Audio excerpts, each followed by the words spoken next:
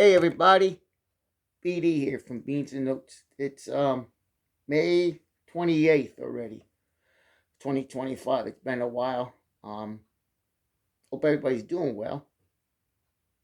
It's been cold and wet here in New York for this time of year. But I came on because I want to talk about Fender's best made guitar that's very unpopular. Okay?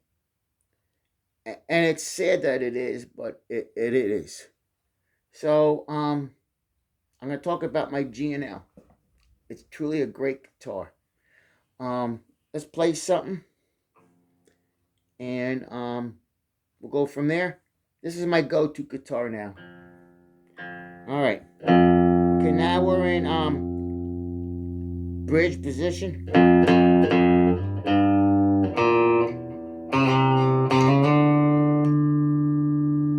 Middle.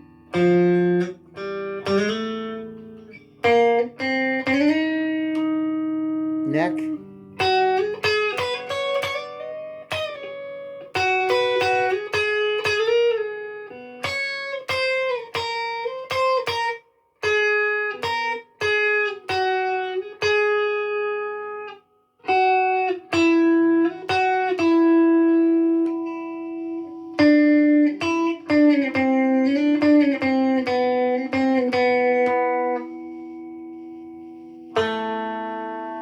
Now I'm in neck or bridge position.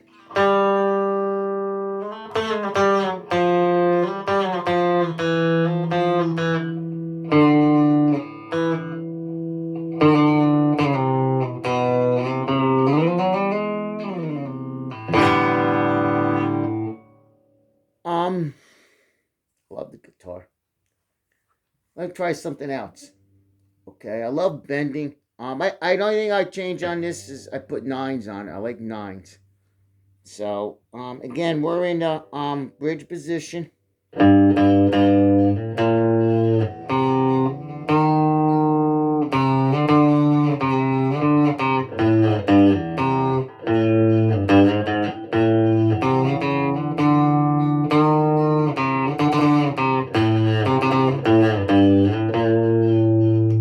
Middle.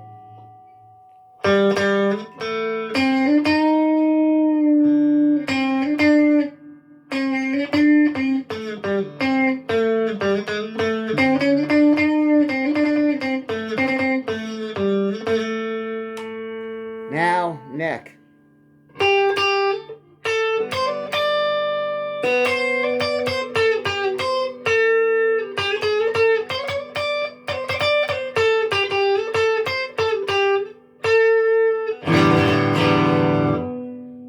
It's got a lot of spunk. I love this guitar. It's really a great guitar for the money.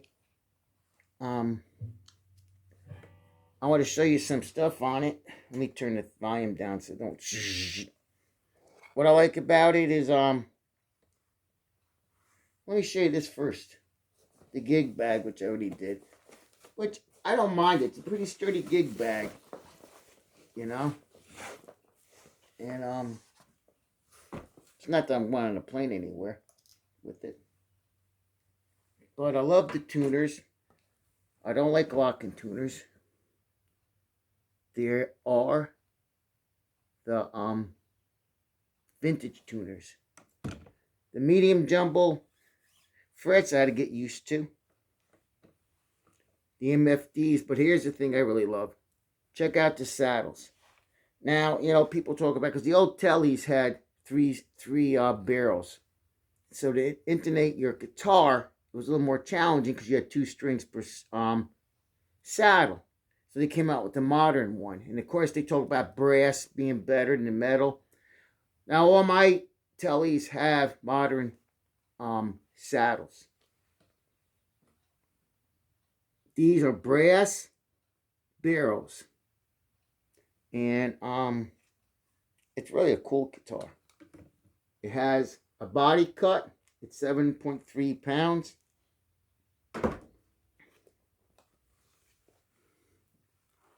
Let me take this off my neck. The only problem that it has, if you can see it, is right there. The neck got fixed because I had to take it off. Oh, wait a minute. Yeah, the neck looks better. I might have to fix it some more. See now, it is a little crooked, but hey, who cares? What I had to do with the guitar is I had to fix the fretwork on it. So,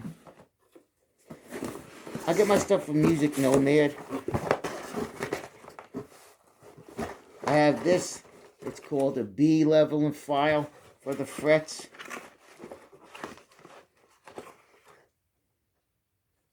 You put the file in here. You've got different angles on it, and it helps bring down the fret spurs.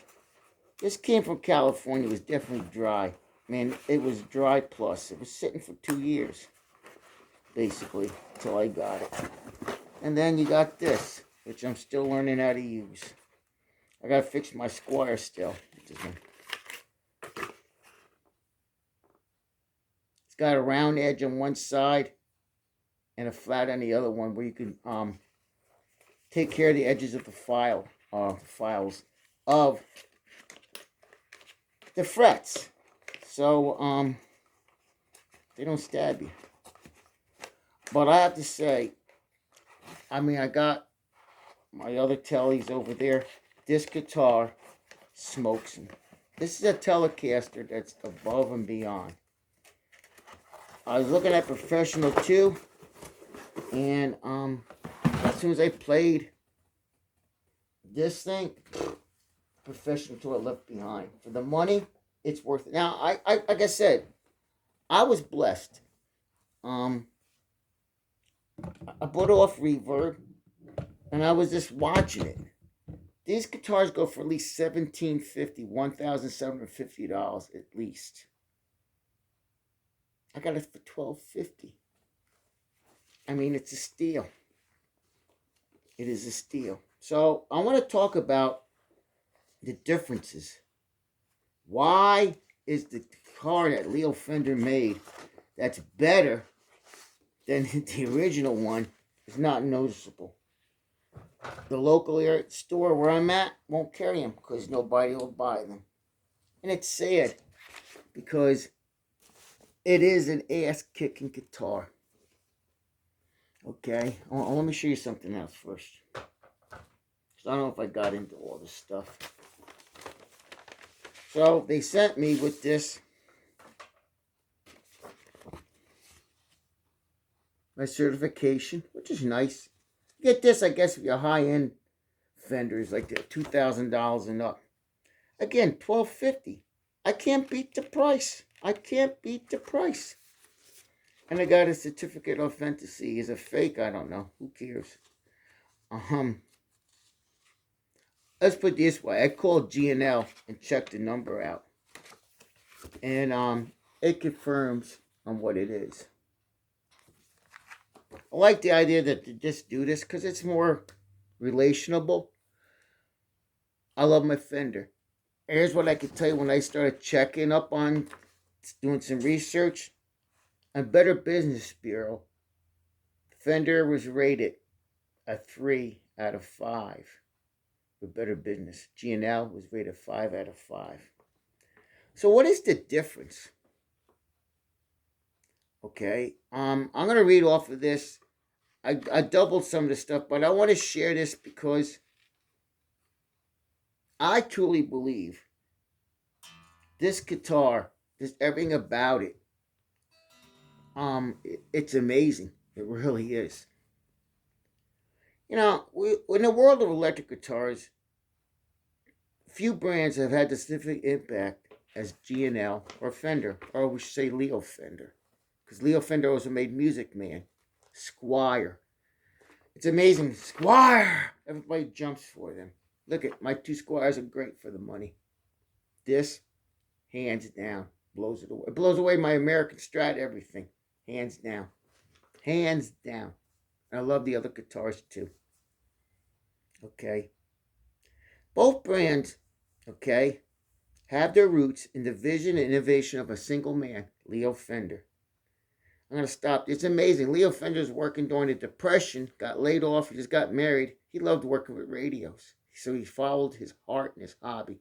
That's why I always said you were created for something special. So if a door closes, another one can open. And they won't be easy to get there. But wouldn't it be great to love what you do and get paid for it? Whatever that may be. Okay? This man revolutionized the electric industry with groundbreaking designs. Isn't that the truth? The Fender guitars. Fender was actually founded in 1946 by Leo in Fulton, California. Which I find funny. G&L, right? Because that's George and Leo. That's George Fulton and Leo. But think about this. It says G&L on the headstock, but then it says Guitars by Leo, G&L. That's ironic, huh? And I just find it ironic, I do. So with that being said, in 46 is actually when he started doing business. He started working on doing guitars, if you want to say. The company gained immense popularity in the 50s and 60s, introduced an icon like the Telecaster and the Strat. Obviously, when the Telecaster came out, it was called the Broadcaster. Got in trouble from, I forgot what amp company had a name with that for copyright things. So that's when the Nocaster came out. And in 51 or 52, the Telecaster came out. I love my Tellies. I got 5 of them. I love my Strat too, but the Tellies just says something about them. Okay. These instruments played a pivotal role in the development of modern music and helped shape the sound of various genres, from rock, blues, jazz, and country. Yep. Most people consider the Telly more of a country gear, but that's not true. Jeff Beck, Roy Buchanan. I'm not going to name that other guy at all. I'm going to leave it at that, okay?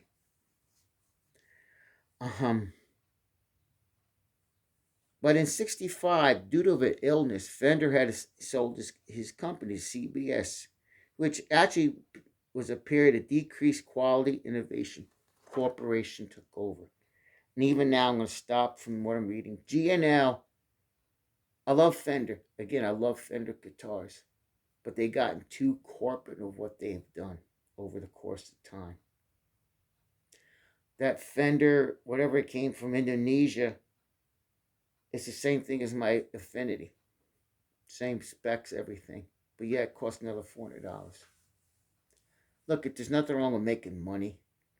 But my God, you gotta screw people.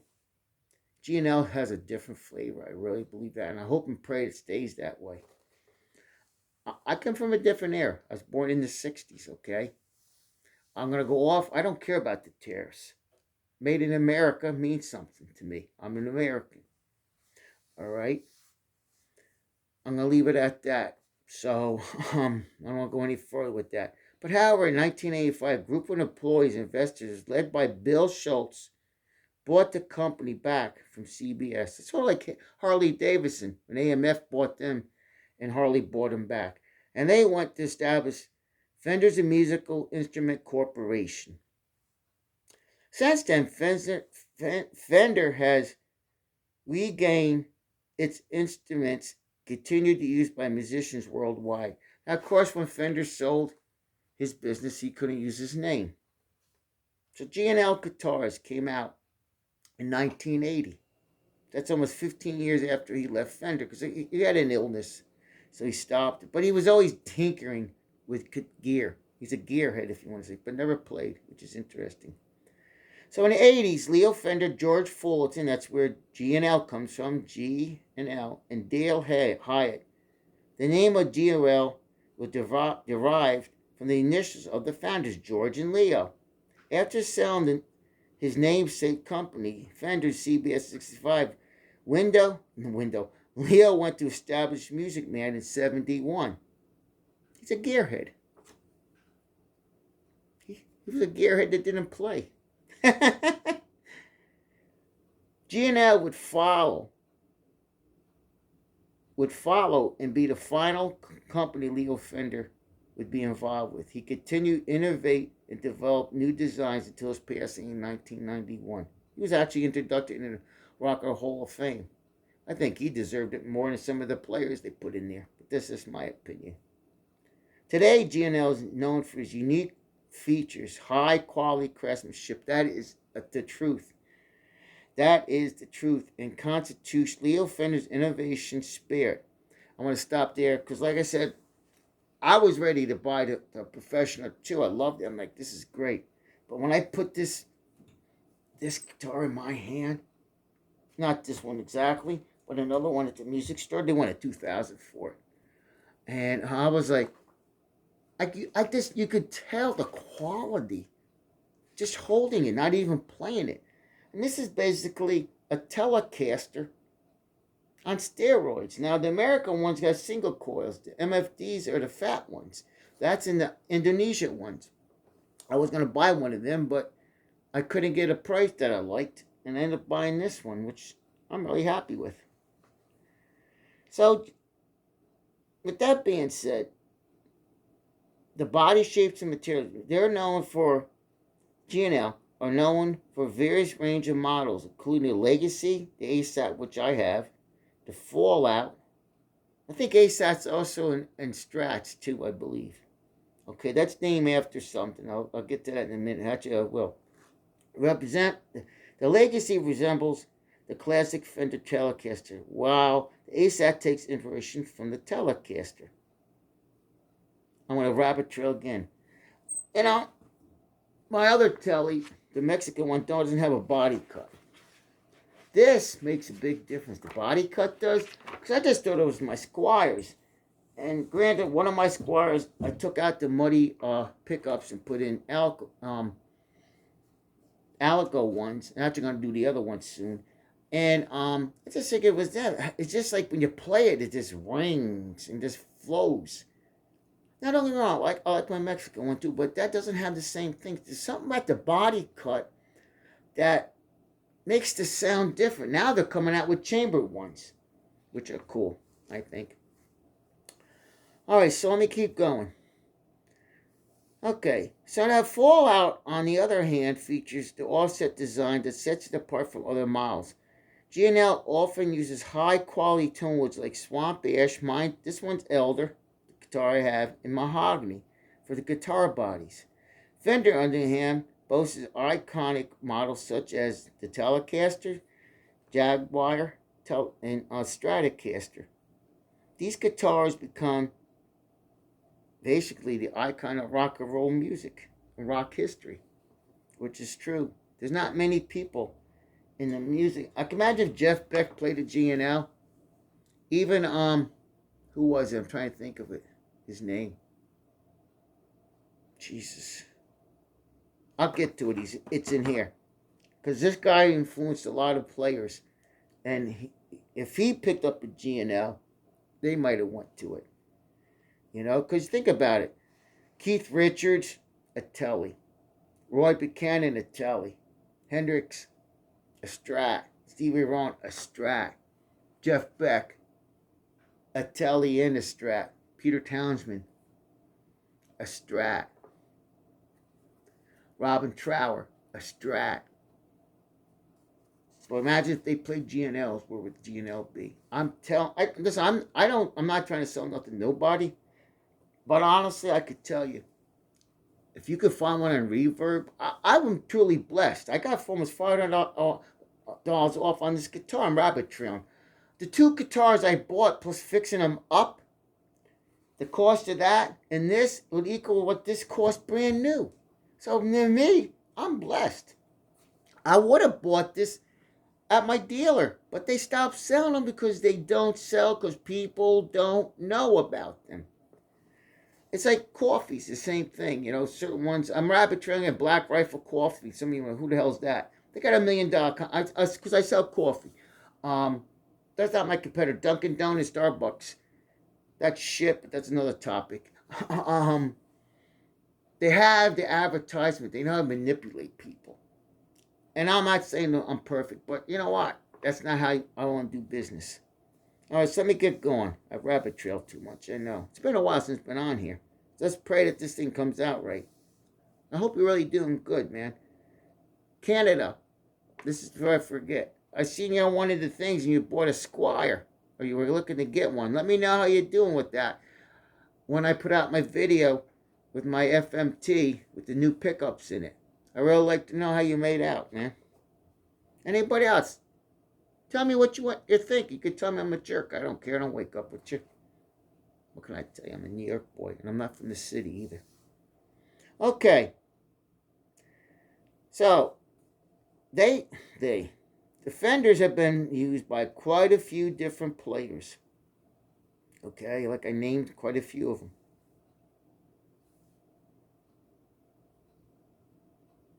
Okay. They have been used by countless legendary musicians. Fender typically use elder, ash, or basswood for their guitar bodies. I got a basswood guitar. I didn't like it. The choice of woods affect the tone or resonance of the instrument. As a result, both companies carefully select their materials to achieve the desired tone and desire. Neck design.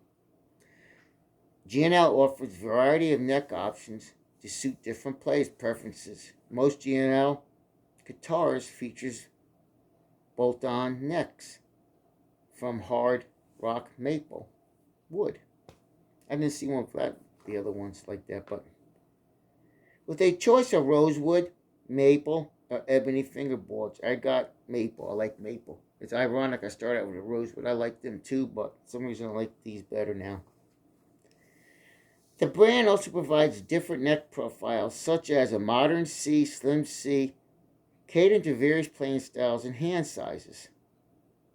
Like I said, with this one, when I started playing this thing, now my Strat's supposed to have a medium jumbo. It was like driving over speed bumps.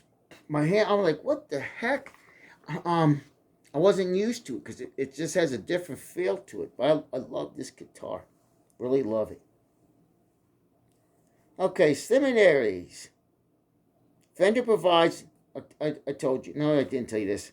A Fender provides a range neck designs, often utilizing maple rosewood. The company neck profile is popular C, D, or V-shaped option. Both brands have both neck bolt-on necks. Hardware and electronics. G&L are equipped with high-quality hardware and electronics. Even in their Asian ones, they do put American pickups in them. The controls are not the same, but other from that, the pickups actually they're fat. They call them fat MFDs, and these are called single, whatever that means. Which they are brighter and they're a lot more sharper. Like I said, it's like having the Telecaster or a Strat on steroids.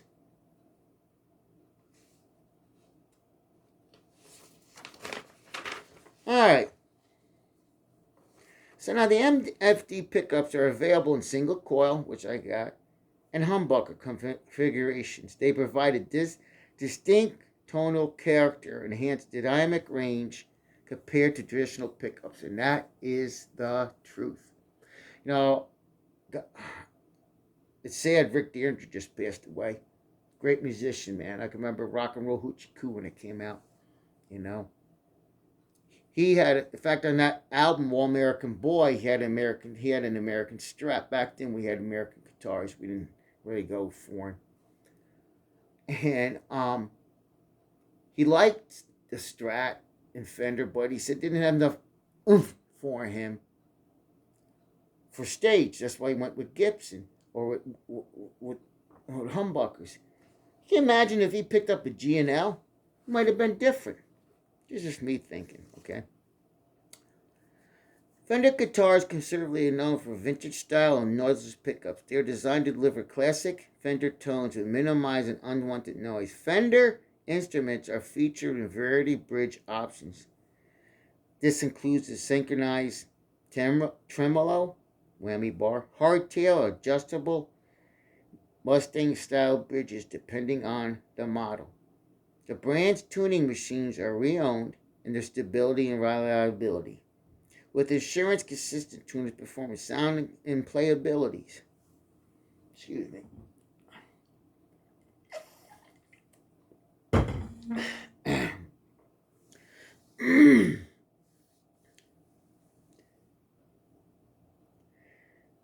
Guitars made by G&L are renowned for the dynamic range of variety tones. They are definitely, that is so true.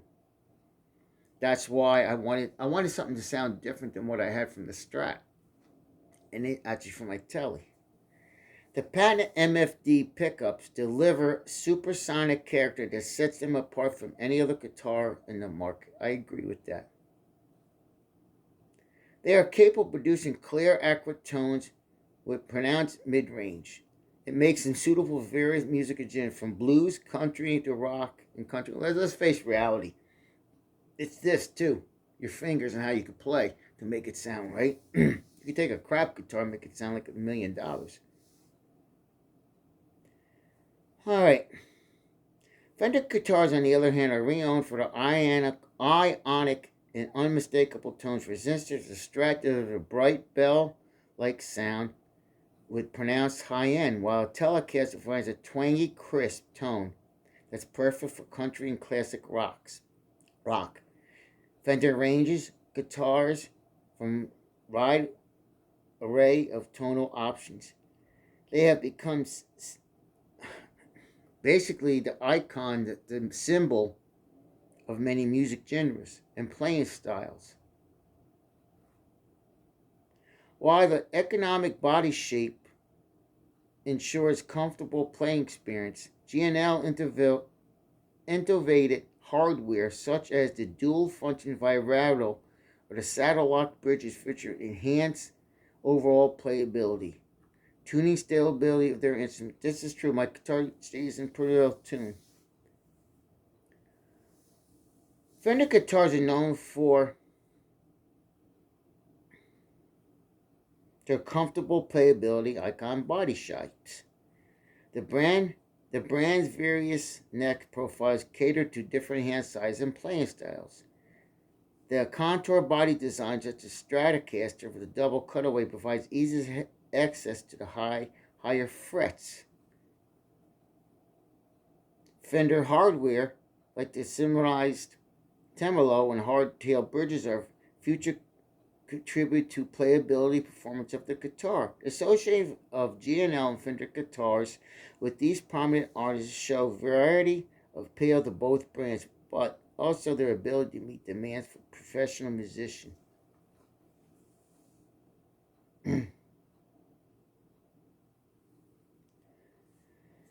Alright. I'm just looking at what I want to go through with this thing. G&L doesn't have an extensive list of artist endorsements as Fender does. Quite obviously, they haven't been around as long. And Fender couldn't use his name. Can you imagine if he could? That might have been different too. Okay? But the brand has still managed to attract notable players that value the offering quality of their craftsmanship. According to G&L, term ASAT, ASAT, is anti-satellite. This was used when Leo had to change the original name of broadcaster to ASAT due to issues with Gretsch already has claim to it. Leo Fender has made quite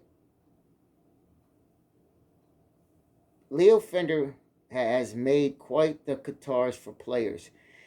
We love every one of them. But what did Leo like more? Well, he's finally quoted saying that G&L guitars were the best instruments he ever created. I agree with you, Leo.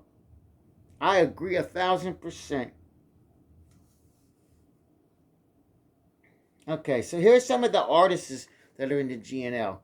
Some of these people I know, and some of them I know who the heck they are. Tom Hamilton of Aerosmith. He was the bass player. He had a G&L bass. D. Murray of Elton John. I don't know what he played, they didn't say. Jerry Cantor of Acid Change. That's after my time. I'm 60s to mid 80s for music. Here's something that's going to be... let me finish this first.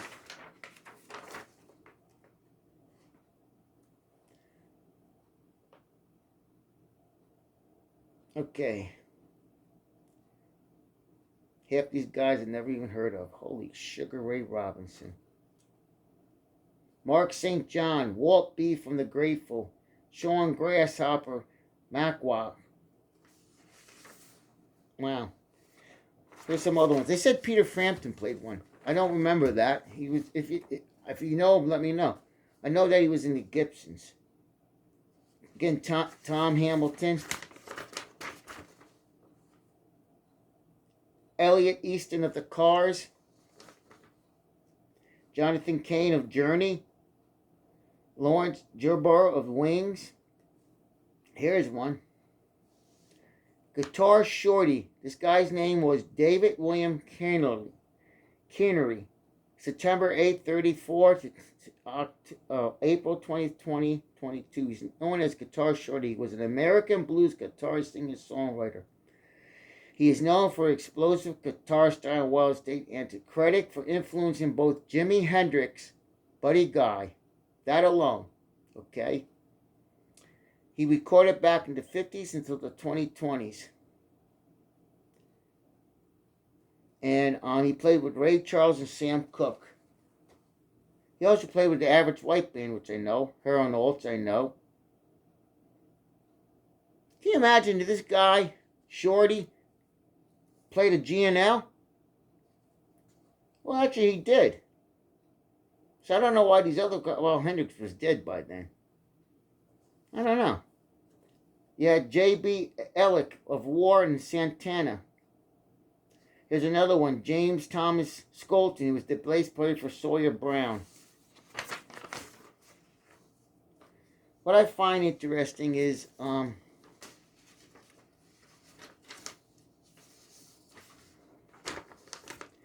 don't know. All I could say is,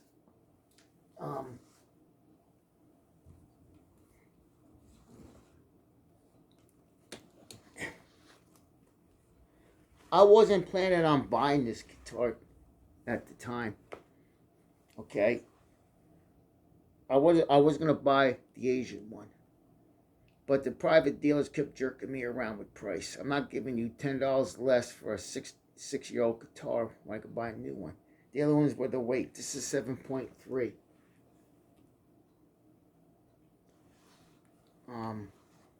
It's really a great guitar. It really is. So with that being said, keep jamming, keep rocking. Know that you were created for a purpose. Tell me what you think. Whatever. Okay? Hopefully this is going to work when I put this and upload it, that it's going to work correctly, because I never heard back from the video place. So with that being said, peace out and rock on.